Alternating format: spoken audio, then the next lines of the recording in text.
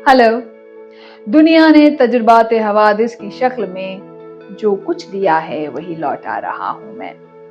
कहते हैं कि सिनेमा वही दिखाता है जो समाज में घटित होता है। दूसरी बात ये भी कि क्राइम और वायलेंस की अति जो फिल्मों में दिखाई जाती है वो सेल्फ राइटियस वायलेंट माइंडसेट को बढ़ावा देती है।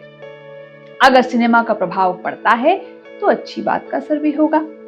स्ट्रॉन्ग एम्पावरिंग वुमेन कैरेक्टर्स जब पर्दे पर मुखर होते हैं तो समाज की और लड़कियों की हिम्मत बढ़ती है।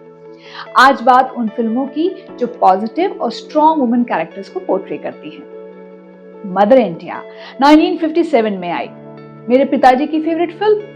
और उस दौर में जब वीसीआर किराए पर लाए जाते थे और रात रात भर बैठकर 4-4 फिल्में देखी जाती थी, उस समय में मैंने अपने परिवार के साथ कई बार इस फिल्म को रिपीट पर देखा। महबूब खान का डायरेक्शन, स्टारिंग नरगिस, सुनील दत्त, राजेंद्र कुमार और राजकुमार।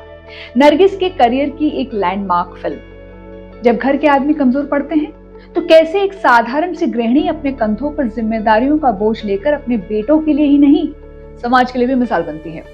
भारत के गांव, जमींदारी और फार्म लेबरर्स की व्यथा यानी फ्लाइट फिल्म का theme. It showed how landless farmers are exploited by the feudal society. Film का एक डायलॉग मुझे पसंद आया। जब जमींदार सुखी लाला दुर्गा माँ की प्रतिमा के सामने राधा यानी नरगिस की मजबूरी का फायदा उठाने की कोशिश करता है, तब नरगिस कहती है, दुनिया का बोझ उठा लोगी माँ, पर ममता का बोझ न उठाया जाएगा। Melodrama but very impressive. Film का म्यूजिक उम्दा, गाने एक से बढ़कर एक। मदर इंडिया को बेस्ट फॉरेन लैंग्वेज फिल्म की कैटेगरी में ऑस्कर के लिए नॉमिनेट भी किया गया था। Moving on to the next film, Mirch Masala. Feisty Sonbai के कैरेक्टर में स्मिता पाटिल का ऊर्जा और अग्रेशन कमाल। ईयर 1987, केतन मेहता का डायरेक्शन। फिल्म का प्लॉट, सोनबाई जालिम लंपट सूबेदार के खिलाफ लड़ने का फैसला करती हैं और मिर्च कारखाने में काम करने वाली महिलाएं उसकी आखिर में मदद करती हैं। ये उस वक्त की कहानी है जब ब्रिटिश रूल के दौरान टैक्स कलेक्शन के लिए सूबेदार अपने सिपाहियों के साथ गांव कस्बों में डेरा डालते थे। 2013 में फोर्ब्स मैगजीन ने स्मिता पाटिल की इस फिल्म में परफॉर्मेंस को 25 greatest acting performances of Indian cinema की लिस्ट में शामिल किया था। नंबर 3 पर अस्तित्व 2000 में आई। कहानी एक गृहिणी की जिसका शांत और सुखी परिवार है। ट्विस्ट तब आता है जब अदिति का एक पूर्व परिचित उसके नाम जायदाद छोड़कर जाता है। राज की परतें धीरे धीरे खुलती हैं और अंत में दिखता है कि पेट्रियार्की की फाउंडेशन एक स्त्री की सुख और साथ की चाह भर से हिल जाती है। डायरेक्टेड बाय महेश मांजरेकर, मराठी और हिंदी दोनों ही भाषाओं में ये फिल्म रिलीज हुई। Tabu is outstanding in her portrayal. इसके बाद चक दे इंडिया 2007 में आई। हालांकि फिल्म का मुख्य किरदार एक पूर्व हॉकी स्टार कबीर खान है जो देश के प्रति अपनी वफादारी साबित करने के लिए भारतीय महिला राष्ट्रीय हॉकी टीम को ट्रेन कर रहा है, पर उभर कर आते हैं स्ट्रॉन्ग विमेन कैरेक्टर्स और एक्टर्स। जितने फीमेल एक्टर्स या हॉकी प्लेयर्स जो हॉकी प्लेयर्स की भूमिका में हैं, उतने ही सब प्लॉट। एक प्लेयर अपने सेल्फ ऑब्सेस्ड मेल ईगो से भरे हुए फियांसे को सबक सिखाना चाहती है, तो एक हरियाणा से आई है और अपने परिवार का मान बढ़ाना चाहती है। एक पंजाब से है, 2 नॉर्थ ईस्ट से हैं, तो एक कैरेक्टर यानी टीम की कप्तान का रोल प्ले कर रही कैरेक्टर अपनी पारिवारिक जिम्मेदारियों के साथ साथ अपने गेम और पैशन को फॉलो कर रही है। फिल्म का music, cast, direction and acting top notch, a must watch.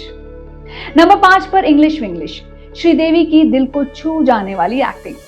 जब इस फिल्म को देखा तो मुझे अपना यूएस का एक्सपीरियंस याद आया। जब यहाँ पर मैं एक बॉलीवुड रेडियो स्टेशन की प्रोग्रामिंग हेड कर रही थी। अंग्रेजी में बात करना तो आता था, पर कभी कभी वहां के लोगों का एक्सेंट पकड़ में नहीं आता था। खैर, very empowering character and relatable too. 2012 में आई थी ये फिल्म जब शशि की इनोसेंस और एक्सप्रेसिव आईज ने बहुत सारी गृहिणियों के दिल की बात कही। On point direction by Gauri Shinde. जब ये फिल्म 2012 में टोरंटो इंटरनेशनल फिल्म फेस्टिवल में दिखाई गई तो फिल्म को 5 मिनट तक स्टैंडिंग ओवेशन मिला। गौरी शिंदे को उनके डायरेक्शन के लिए बहुत सारे अवार्ड्स भी मिले। शाबाशी का काम किया था। इसके बाद जिक्र फिल्म क्वीन का। ये फिल्म 2014 में रिलीज हुई। कंगना रनौत के करियर की एक माइलस्टोन फिल्म। फिल्म का मैसेज, जैसा भी वक्त हो चेहरे पर मुस्कान लिए बढ़ते चले जाओ और कुछ ना हो तो तजुर्बा होगा। सेल्फ डिस्कवरी की राह पर चली रानी अकेले अपने हनीमून पर, डायरेक्टेड बाय विकास बहल। एक बॉक्स ऑफिस हिट और एक बहुत ही उम्दा फीचर फिल्म। इसके बाद नील बटे सन्नाटा 2015 में आई। फिल्म में स्वरा भास्करा ने हर उस औरत की उम्मीद जगाई जो हाशिए पर है और अपने हालात बदलना चाहती है, खुद के लिए नहीं तो अपनी संतान के लिए। 2015 में अश्वनी अय्यर तिवारी को इस फिल्म के लिए बेस्ट फीचर डेब्यू अवार्ड मिला और ऑडियंस का प्यार भी बहुत सारा मिला।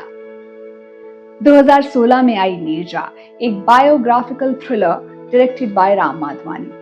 नीरजा भनोट की सच्ची कहानी पर आधारित, जिसने 1986 में एक फ्लाइट हाईजैक के दौरान 359 पैसेंजर्स को बचाने में अपनी जान गंवा दी। Sonam Kapoor looked real in a character और शबाना आजमी का फिल्म के अंत में जो मोनोलॉग है वो आंखों में आंसू लेकर आता है।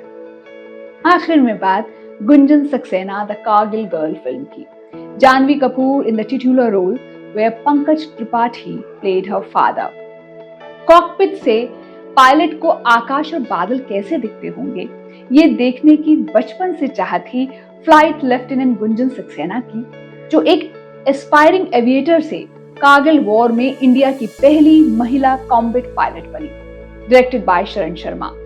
फेमिनिस्ट फादर की फाइस्टी बेटी गुंजन सक्सेना। ये फिल्म एयरफोर्स में पेट्रियार्कल माइंडसेट और डिस्क्रिमिनेशन को हाईलाइट करती है। एक इमोशनल कहानी जिसे सोचते समझते हुए संयम के साथ दिखाया गया।